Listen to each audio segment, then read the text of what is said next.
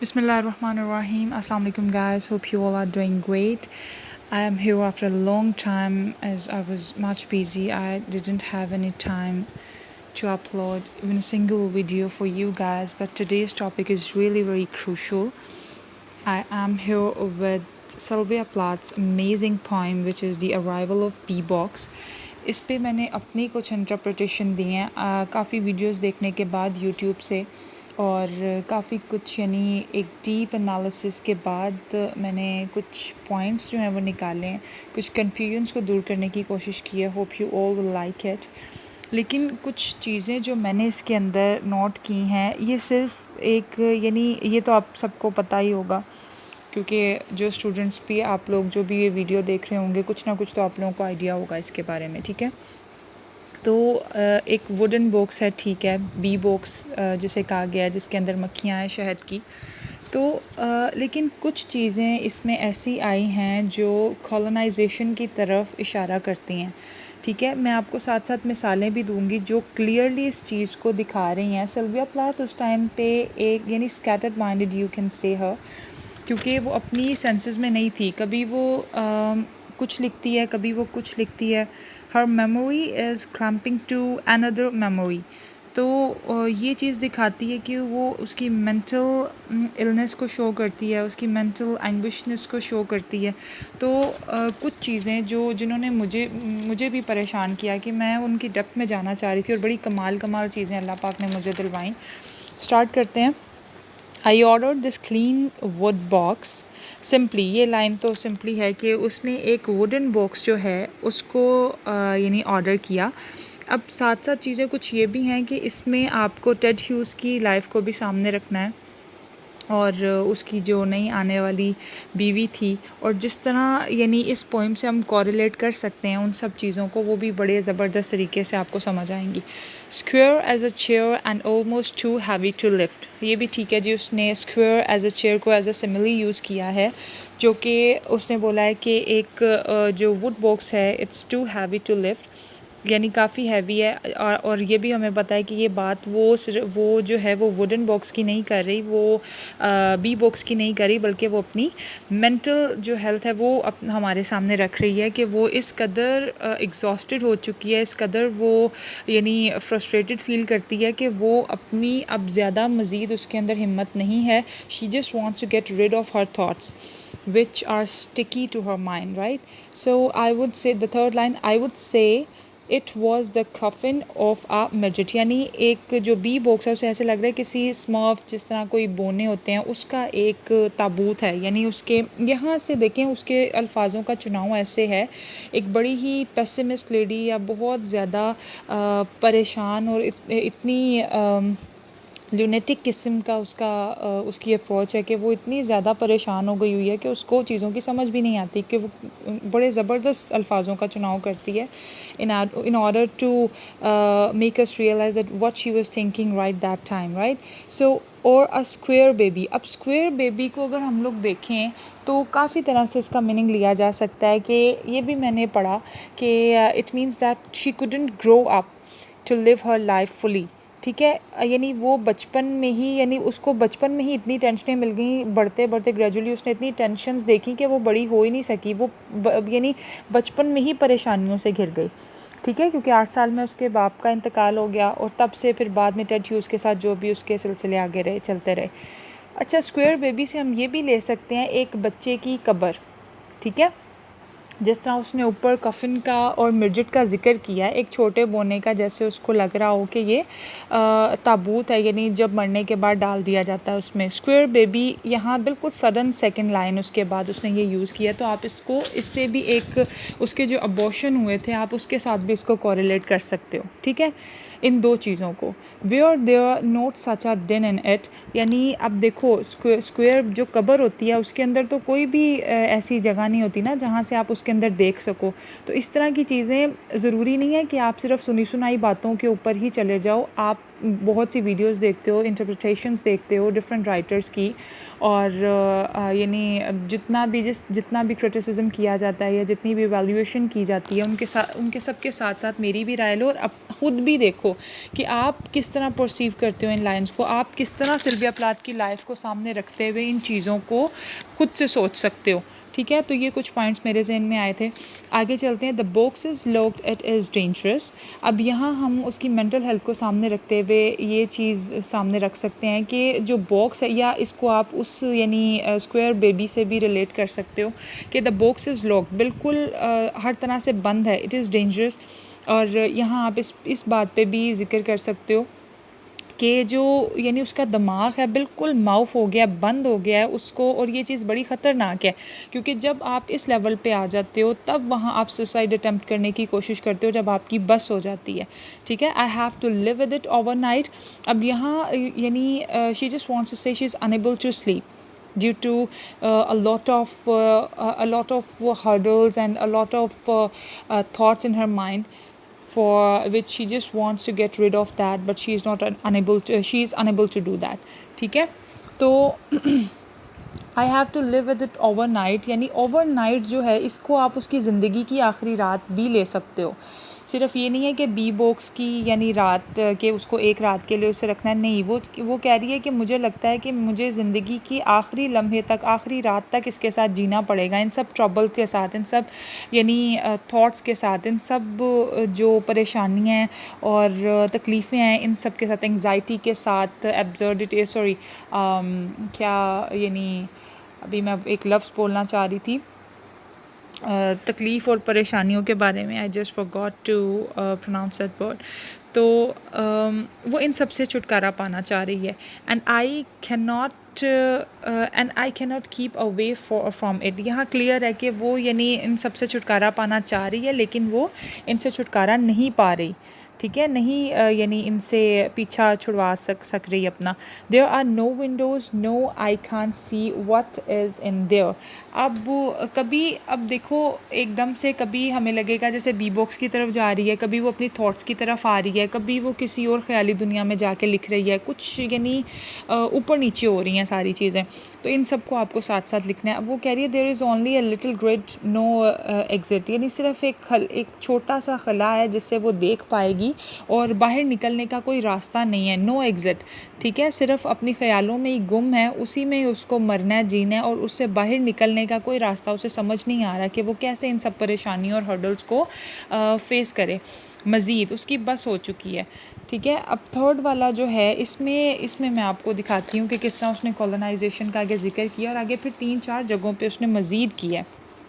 I put my eye to the grid, it's dark dark dark. अब आपको पता है हार्ट ऑफ द डार्कनेस में, अब ये जो इसने डार्क डार्क डार्क का लफ्ज़ ये जो यूज़ किया है, आगे ये आपको यानी बिल्कुल क्लियर दिखाएगा कि किस तरह उसने हार्ट ऑफ डार्कनेस की जो बातें हैं वो इसमें डाली हैं। तो with the Swami feeling of African hands, अब ये क्लियरली अफ्रीकन हैंड्स का उसने जिक्र किया। ठीक है, स्वामी आपको पता है कि जब बी बजिंग जो हो रही होती है, जो यानी स्वामी एटीट्यूड होता है, उसकी उसने अफ्रीकन हैंड्स के साथ यानी इस आइडिया को कोरिलेट किया। इसमें आप कॉलोनाइजेशन के ऊपर भी बात कर सकते हो। minute and shrunk for export, black on black, angrily clambering। अच्छा, अब ये जो 3 लाइनें हैं इसमें आपको पता है कि अफ्रीकन्स को जब यानी कॉलोनाइजेशन आया था तो इन्हें कॉलोनाइज करने की कोशिश की जा रही थी, तो बहुत ज़्यादा ब्रूटैलिटी प्रैक्टिस की गई थी। ठीक है, तो इन लोगों को यानी दूसरे ममालिक में ट्रांसफ़र किया जाता था एज़ अ वर्कर, और यानी सर्वेंट्स के तौर पे इनको बहुत बुरे तरीके से इनका यानी हाल किया जाता था, बहुत इनके ऊपर जुल्म सितम किया जाता था, बहुत ज़्यादा क्रूअलिटी थी। तो ब्लैक ऑन ब्लैक, एंग्रली क्लैम्बरिंग, जिस तरह बी बॉक्स में से उसे आवाज़ें आ रही हैं ना, इसी तरह जब इनको ट्रांसफ़र किया जाता था एक जगह से दूसरी जगह पे, तो कुछ ऐसे यानी बड़ी बड़ी सी गाड़ियाँ होती थी जिनको जिस तरह जिनमें चीज़ें चीज़ें लाई जाती हैं, जो बड़े बड़े सी यानी बॉक्सेस होते हैं, वो जो आयरन बॉक्सेस होते हैं जिसके अंदर एक भी सुराख नहीं होता। तो ये हालात होते थे कि यानी इनको इतने बुरे तरीके से एक जगह से दूसरी जगह ले जाया जाता था कि कुछ जो अफ्रीकन से उनकी वहीं मौत हो जाती थी, यानी ड्यूरिंग द वे उनकी डेथ हो जाती थी। तो इस चीज़ को वो कोरिलेट कर रही है एक वुडन बॉक्स में मक्खियों के साथ, जिनमें यानी कुछ मक्खियाँ जो हैं अंदर ही मर जाती हैं। तो एक ये चीज़ अफ्रीकन यानी जो उसने ये जो वर्ड, ये जो ये जो 3 लाइन्स हैं, ये बिल्कुल पूरी सेट बैठ रही हैं उस पूरी सिचुएशन पे। आगे जब वो अभी यूज़ करेगी हाँ, ये मैनियक्स का जब जिक्र करेगी तब भी ये चीज़ हमें क्लियर हो जाएगी। मैं आपको साथ साथ बताती हूँ। How can I let them out, it is the noise that appals me most of all the unintelligible syllables. अच्छा, अब यहाँ से उसकी एकदम से जो अटेंशन है वो डाइवर्ट हो जाती है रोमन की तरफ। अभी उसने अफ्रीकन का जिक्र किया, उससे पहले वो सिंपली अपनी यानी थॉट्स को लेकर लिख रही थी। फिर एकदम से जो हमारा यानी उसका जो बिल्कुल ध्यान बदल के वो रोमन मॉब की तरफ आ जाता है, यानी रोमन की तरफ उसका दिमाग चला जाता है, जिसमें वो खीज़र का भी जिक्र करती है और बताती है कि she hadn't any grip on Latin language. So how can I let them out, वो क्यों असल में रोमन की वो क्यों रिलेट करती है, क्योंकि वो मक्खियों की ज़ुबान समझ नहीं पा रही, उसको सिर्फ बजिंग की आवाज़ आ रही है, जिसको जिस तरह वो रोमन नहीं समझ सकती, उसको ऐसे लग रहा है जैसे रोमन लैंग्वेज में ही वो आपस में लगी हुई हैं और उसको she is unable to understand their language. So it is the noise that appals me most of all, कि ये जो शोर है ये मुझे मेरी समझ से बाहर है। How can I late them out, मैं किस तरह इन्हें जाने दूँ। द अनइंटेलिजिबल सिलेबल्स, यानी जो अल्फाज हैं वो उसकी समझ से बाहर हैं। It is like a Roman mob. अब वो रोमन मॉब आपको पता है कि जी a group of people who decided who will decide to rule them others. अब इसको यानी मॉब रूल भी कहते हैं, कि यानी कुछ लोगों का कुछ ऐसे लोग जो कि यानी एक ग्रुप बना दिया जाता था और उनको फिर ये एडवांटेज था कि वो दूसरों को रूल कर सकें। ठीक है, small taken one by one but my god together. अब ये जो है लाइन थोड़ी सी कंफ्यूजिंग है, इसको डिफरेंट यानी एस्पेक्ट में भी लिया जा सकता है। अब इस तरह भी लिया जा सकता है कि ये जो रोमन मोब की जब उसने बात की है तो वो फिर सडनली नीचे लिखती है small taken one by one, यानी जिस तरह उनका दिल करता था वो उस तरह ट्रीट करते थे दूसरों को। जो यानी बड़े ही निचले तबके के लोग होते थे तो एक एक करके उनको उठाया और अपने तरीके से उनको रूल किया। बट माई गोट टुगेदर, लेकिन मेरा खुदा ही था जिसने उनको इकट्ठा रखा हुआ था। अब इस चीज़ को आप इस तरह भी ले सकते हो, small taken one by one, क्योंकि उसको समझ नहीं आ रही कि किस तरह वो बात कर रही है, उसको बिल्कुल समझ नहीं आ रही कि उनकी लैंग्वेज क्या है। तो वो कह रही है कि यानी small taken one by one, वो कोशिश कर रही है समझने की एक एक करके, यानी अपने कान को उसके साथ लगा के, लेकिन उसका खुदा ही है जो उसको समझने में मदद देगा, वरना उसे समझ तो कुछ नहीं आ रही। अब ये इस सेम सिचुएशन को आप जो है उसकी अपनी लाइफ से सिमुलेट करो कि she is unable to understand that what's going on in her life, but she tries her level best to think and to understand that what will be the next step. तो क्योंकि Ted hues का और जो उसकी जो आने वाली जी नई लवर थी उसका ये सारा सिस्टम जो है वो उसके जहन में घूम रहा है। ठीक है, अच्छा जी आगे, I lay my ear to furious Latin, I am not a Caesar. अब यहाँ जो उसने यानी खीज़र जो था वो रोमन पॉलिटिशियन था। ठीक है, आई lay my ear to furious Latin. अब यहाँ फिर वो उसी चीज़ को कंटिन्यू करती है कि she is understand to hear the voice, she is unable to understand the language which is used by these buzzing bees, like who can also be called swami bees, like right. So I have simply ordered a box of maniacs. अब ये जी maniacs जो होते हैं wild and violent, यानी आप इनको creature कह सकते हो, वहशी। अब यहाँ जो इसने maniacs का जिक्र किया वहशी, ये भी आप कोरिलेट कर सकते हो अफ्रीकन्स के साथ। ठीक है, they can be sent back. अच्छा, इस चीज़ में ये जो पांचवा वाला है जो ये यानी हमारा जो स्टेंजा है, इसमें मैंने इस चीज़ को थोड़ा नोट किया। जैसे वो ये कहना चाह रही है कि मुझे नहीं समझ आ रही टेड ह्यूज़ की और उसकी आने वाली लवर की कि आप यानी क्या चीज़ जो है मेरे ऊपर यानी रखना चाह रहे हो, या वो क्या प्रिटेंड क्या करना चाह रहे हो। कहती है I have simply ordered a box of Minix, यानी वो उन्हें मेरे ख्याल से वैशी कहना चाह रही है। ये मैंने इस चीज़ को इंटरप्रेट किया है। They can be send back, उन्हें वापस भी भेजा जा सकता है। दे कैन डाई, वो मर भी सकते हैं। I need feed them nothing, I am the owner, क्योंकि वो उसे जिस घर से निकालना चाह रहे थे वो कहती है कि भाई ये मेरा घर है, मुझे तुम्हें किसी भी यानी मुझे तुम्हें खिलाने की ज़रूरत नहीं है, तुम दे कैन डाई, तुम मर भी सकते हो। आगे जो लाइन्स हैं जब मैं बोलूँगी तो आपको ये चीज़ ज़्यादा अच्छी समझ आएगी। I wonder how hungry they are, यानी हंग्री इस एस्पेक्ट में कि कितने ज़्यादा वो फ्रस्ट्रेटेड हैं, कितने ज़्यादा वो भूखे हैं उसको सिल्विया प्लाथ को उसकी जगह से हटाने के लिए। यानी उसने वैशी का भी जिक्र किया, उसने यानी अपना ये एग्रेशन और फ्रस्ट्रेशन को हमारे सामने शो करने के लिए उसने ये लाइनें इस्तेमाल की। I wonder if they would forget me. अब ये गौर से आप लाइन्स देखना, आपको सारी समझ आ जाएगी। I wonder if they would forget me if I just undid the locks and stood back and turned in a tree. वो कहना चाह रही है कि अगर मैंने अपने घर का दरवाज़ा इनके लिए खोल दिया और जब ज़ाहिर बात है जब वो अंदर आ जाएंगे और मैंने चुपचाप करके भी ज़िंदगी गुजारी तो फिर भी वो मुझे भूल जाएंगे, यानी वो मुझे बिल्कुल मुंह लगाना और मुझे पूछना ही भूल जाएंगे अगर मैं बिल्कुल एक ट्री की मानंद चुप करके अपनी ज़िंदगी गुजारती हूँ। अब ये जो दो नेक्स्ट लाइंस हैं ये बड़ी डिस्टर्बिंग थी मेरे लिए, बहुत ही ज़्यादा कंफ्यूजिंग थी, लेकिन बड़े अच्छे से आपको समझाऊंगी। There is a laburnum its blond colonnades and the petticoats of the cherry. बहुत बहुत बहुत ज़्यादा कंफ्यूजिंग लाइंस थी। अब ये दो लाइंस कहाँ से कहाँ जा रही हैं, ये कोरिलेट कर रही हैं कॉलोनाइजेशन से, the brutality which was practised on Africans in a very bitter way. तो यहाँ अब लेबर्नम का जो लफ्ज़ है, लेबर्नम है क्या, small European tree which has hanging clusters of yellow flowers. ठीक है, येलो फ्लावर्स का इस तरह क्लस्टर होता है इस ट्री के ऊपर, जिस तरह हार्ट ऑफ डार्कनेस में हमें दिखाया गया कि अफ्रीकन्स को मार के जब उनकी यानी उनको जिस तरह ट्री के ऊपर लटका दिया जाता है और कितनी तादाद में ऐसे जिस तरह उसने कहा है कि क्लस्टर्स होते हैं, इसी तरह उनकी डेड बॉडीज़ भी लाइक अ क्लस्टर उसके ऊपर हैंग थी। ठीक है, अब यहाँ एकदम से उसका फिर से उसने क्लियरली कॉलोनेड्स का जिक्र किया है, इट्स ब्लड कॉलोनेड्स। ठीक है, तो इसी तरह उसका दिमाग वहाँ चला जाता है। वो मुझे लगता है अपनी सिचुएशन को उस सिचुएशन के साथ कोरिलेट कर रही है, उस शिद्दत को महसूस कर रही है, उस तकलीफ़ को, और ये हमारे सामने यानी उसने इन लाइंस के ज़रिए एकदम से देखें सिंपली लाइंस लिखते लिखते एकदम से दो लाइंस जो हैं वो बिल्कुल कॉलोनाइजेशन की तरफ चली गई।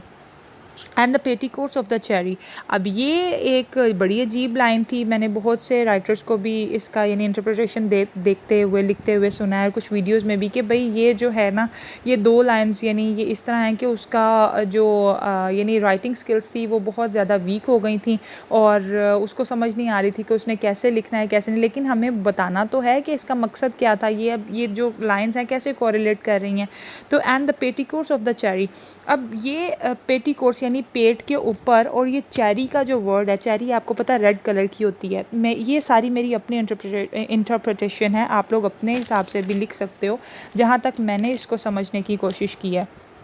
तो जब उनके ऊपर उनको मारा जाता था बहुत ज़्यादा ज़ोर से, तो यानी ऐसे ब्लैक उनकी बॉडी थी, तो जब वो मारते थे तो रेड कलर की यानी ब्लड निकलता था, तो बहुत प्रोमिनेंट होता था, ब्लैक के ऊपर रेड का जो कलर आता था। तो and the petticoats of the cherry, और जो उनके पेटीकोट्स होते थे, क्योंकि आपको पता है कि उनका जो लिबास था वो भी कुछ ऐसा ही था, तो वो भी जो था वो ब्लड से रेड हो जाता था। तो आप उस चीज़ को इस चीज़ पे इसके साथ आप कोरिलेट कर सकते हो। They might ignore me immediately, अब सडन जो है वो उसकी ऊपर वाली जो तीन लाइंस थी जिसमें वो कहती है कि मैं दरख्त की तरह जो है वो बिल्कुल स्टिल हो जाऊंगी, अब इन दो लाइंस को अगर निकाल दो आप तो ये सेम लाइंस फिर वैसी ही, यानी the following three lines will further the same situation in the last stanza, which is they might ignore me immediately. मैं उन्हें अंदर आने दूँगी, अपने लोग खोल दूँगी और दरख्त की तरह खड़ी हो जाऊँगी। तो वो कह रही है कि वो शायद मुझे जल्द ही भूल जाएंगे। In my moon suit and funeral veil. अब वो यानी ज़ाहिरी बात है, एक जिस तरह विडो होती है, वो कह रही है मैं एक सादा सफ़ेद लिबास यानी moon suit and funeral well, और जिस तरह अपना छुपा लेते हैं चेहरा, जो जिस तरह आपने अक्सर मूवीज़ में भी देखा होगा कि जो अपनी हैट को है थोड़ा सा यानी बेंड करते हैं और ऐसे लगता है जैसे उन्होंने पर्दा सा किया हुआ है, ठीक है। तो वो उस तरह जो है ख़ुद को छुपाएगी। I am no source of honey, यानी अब वो कह रही है मैं अब इनके लिए कोई ऐसी, मैं टेड ह्यूज़ के लिए अब सोर्स ऑफ हनी नहीं हूँ कि वो मेरी तरफ तवज्जो दे या मेरी तरफ अपना इंटरेस्ट शो करे। So why should they turn on me. अब वो यानी यहाँ बीस को वो क्या कह रही है, उनकी टेड ह्यूज़ की नई फैमिली से भी रिलेट कर रही है, अपनी थॉट्स को भी रिलेट कर रही है कि क्यों वो मेरी तरफ यानी अपना इंटरेस्ट शो करेंगे या क्यों मुझे अपनी फैमिली का हिस्सा समझेंगे। Tomorrow I will be sweet God, I will set them free. वो कह रही है कि यानी मैं कल जो है एक स्वीट गॉड बन जाऊंगी, अपनी तमाम टेंशनों से पीछा छुड़वा लूँगी। अब यहाँ वो ये भी कह सकती है यहाँ के यानी या तो वो बी बॉक्स जो है उसको कंप्लीट कर देगी, उसको यानी खुला छोड़ देगी, उन्हें आज़ाद कर देगी। यहाँ यानी इस चीज़ को भी हम कोरिलेट कर सकते हैं कि टेड ह्यूज़ जो करना चाह रहा है उसे वो करने की इजाज़त दे देगी और उनसे ख़ुद से अलहदा हो जाएगी, ठीक है। और यानी सारी प्रॉब्लम को सॉर्ट डाउन कर देगी, मर जाएगी और उनको वही करने देगी जो वो करना चाह रहे हैं। लास्ट लाइन जो है वो है the box is only temporary. अब यहाँ वो सारी बात ख़त्म कर देती है, पूरा कंक्लूड कर देती है, सम अप कर देती है हर चीज़ को कि जिस बी बॉक्स को लेकर इतनी परेशानियाँ, यानी बी बॉक्स उसका वो घर भी हो सकता है जिसमें से उसको निकालने की कोशिश की जा रही थी, ठीक है। इसके ऊपर एक और पूरी पोइम है ना, द बी मीटिंग पे, कि यानी उसमें से यानी वो कह रही है, बताना चाह रही है कि अब जो भाई नई बी जो है, नई जो क्वीन है वो आ रही है और अब मेरे साथ उसे रिप्लेस किया जाएगा, ठीक है। इंशाल्लाह I will try to elaborate that poem as well. तो यहाँ पे कहती है the bee box is only temporary, यानी जिस चीज़ के बारे में इतनी बहस व तकरार की गई है, इतना सब कुछ सोचा गया, सुना गया, कहा गया, बर्दाश्त किया गया, वो टेम्प्रेरी है। अब बस मेरी कहानी ख़त्म होने लगी है और ये जो मेरा घर है ये सिर्फ टेम्प्रेरी है, बस अब ये कुछ दिनों का ही मेहमान है। तो hope you like this video. अगर कुछ आपको ना समझ आया हो या कुछ आप ख़ुद भी इसमें ऐड करना चाहो तो आप मुझे कमेंट सेक्शन में ज़रूर बताओ। इंशाल्लाह I will try to help you out in an abundant manner. Thank you so much for watching videos. Thank you.